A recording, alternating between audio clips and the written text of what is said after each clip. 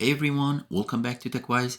Today I'm running macOS Big Sur version 11.7.1 inside a virtual machine on Windows 11. As you can see, I can browse the Apple App Store, install apps if I want to, check my emails, browse the internet using Safari, and pretty much do everything you'd normally do on a real Mac. And yes, this is running on a Windows PC. Keep watching and I'll show you step by step on how to install macOS on your Windows computer. Now before we begin, make sure you have the following. At least 80 GB of free disk space for the macOS installation. You need to have your Windows memory integrity temporarily disabled and Hyper-V disabled. And also, you need to have virtualization enabled on your PC. We'll go through each step together. First, let's disable the memory integrity. Click on the Windows search icon and let's type Core Isolation. Open the Core Isolation and let's toggle the memory integrity to off. Windows will ask you to restart. For now, just click on Dismiss. We'll restart after applying all the changes. And don't worry, you can turn this back on once the macOS installation is complete.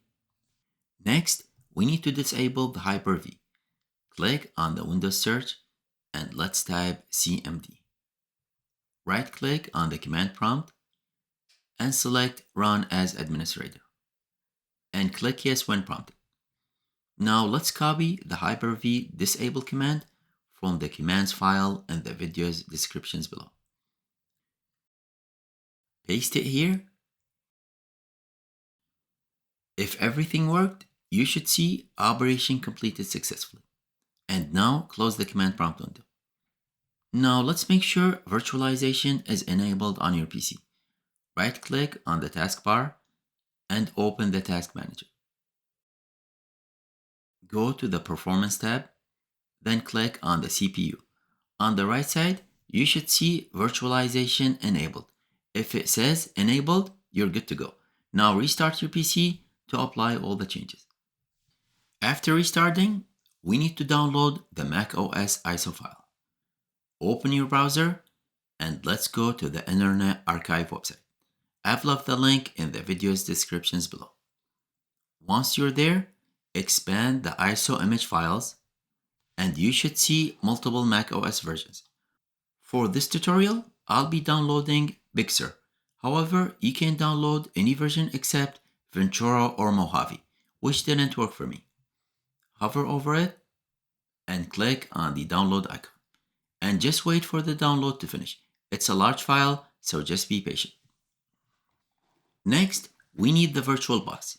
So let's open a new tab and go to the VirtualBox official website.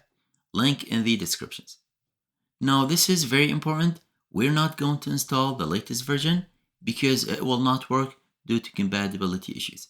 So we're going to install an older version that is known to work. Scroll down and let's click on VirtualBox older build. Select VirtualBox version 7.0, then click on Windows Host. Once it finished downloading, open the installer and click Yes when prompted. And just follow the on-screen instructions to have it installed.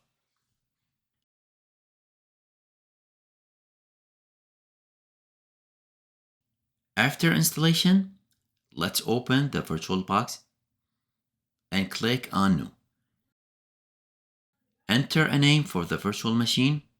Now just select a name without any spaces to prevent any issues.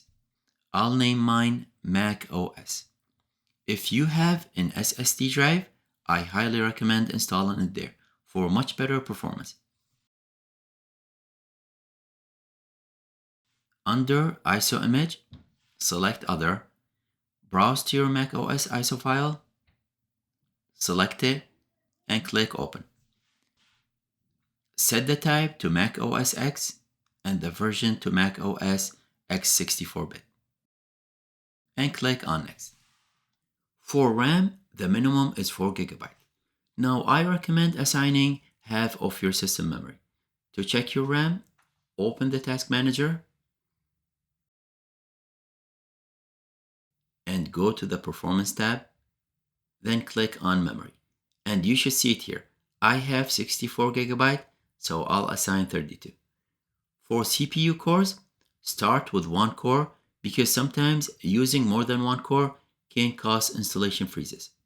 After macOS is installed, you can increase it to half of your cores. To check how many cores you have, go back to the Task Manager and click on CPU. And you'll see it listed there. I have 6 cores, so I'll later set it to 3. Click Next. Create a new virtual hard disk. Set at least 80 GB. You can assign more if you want. Click Next, then Finish. Right-click on your macOS VM and let's select Settings. Under System, uncheck the floppy option because it sometimes causes installation freeze, and enable I/O, API-C, hardware clock, and EFI. Under Display, set the video memory to the maximum and enable 3D acceleration. Under Network, Adapter 1 should be set to NAT, and for backup, let's enable Adapter 2. Select Bridged Adapter and choose your Wi-Fi adapter.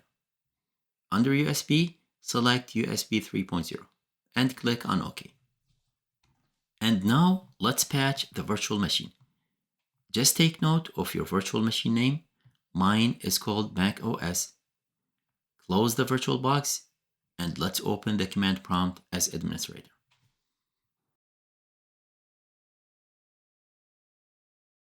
In the video's description, you'll find a commands file.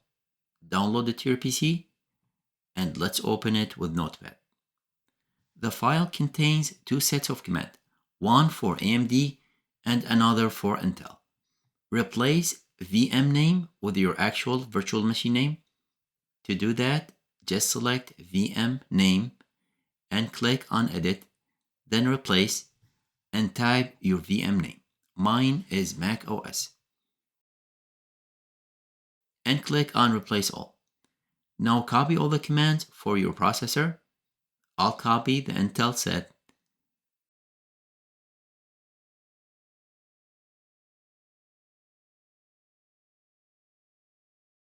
and paste them into the command prompt. And just wait for everything to finish executing. And once done, close the command prompt and let's open VirtualBox. Select your macOS virtual machine and click on Start. Now this process can take some time, so just be patient.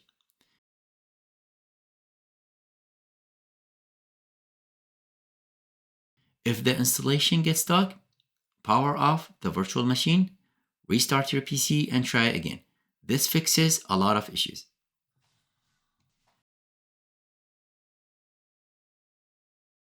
When you reach the language screen, select your language.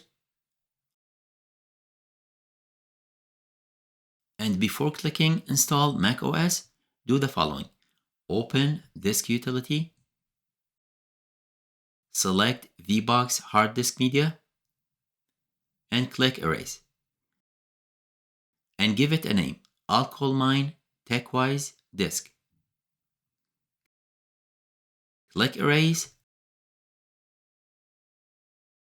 then Done. Now close the Disk Utility and click on Install macOS.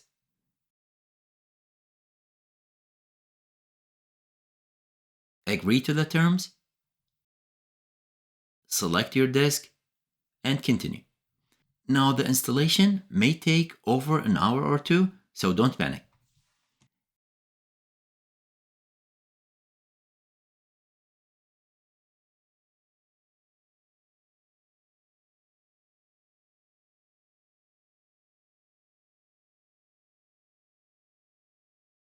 And once the installation is complete, select your country or region,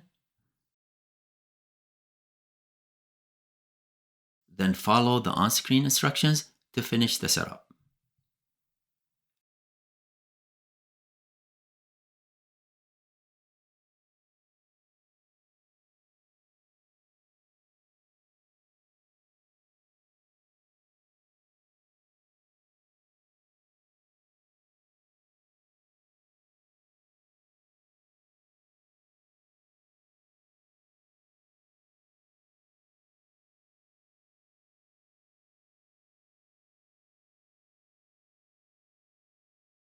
And now you're logged in into macOS. But we're not done yet.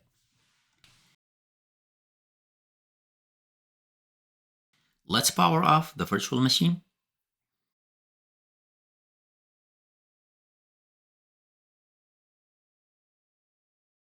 and open the command prompt as administrator. And we need to run the VirtualBox location command. You'll find it in the commands file. This will put you in the VirtualBox folder location.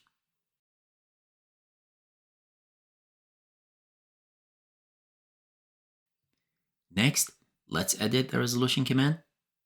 Now I'm setting mine to 1920 by 1080 to match my monitor.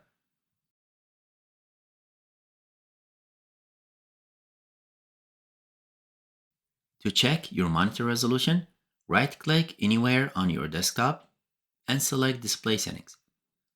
Scroll down and you'll see it under Display Resolution. Once you change the command, copy it and paste it into the command prompt. And now, start the virtual machine again.